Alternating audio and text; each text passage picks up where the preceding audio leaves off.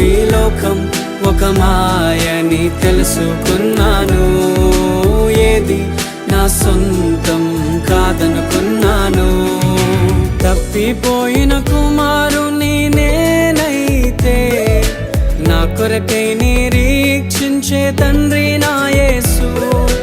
తప్పిపోయిన కుమారుని నేనైతే నా కొరకై నిరీక్షించే తండ్రి నా యేసు.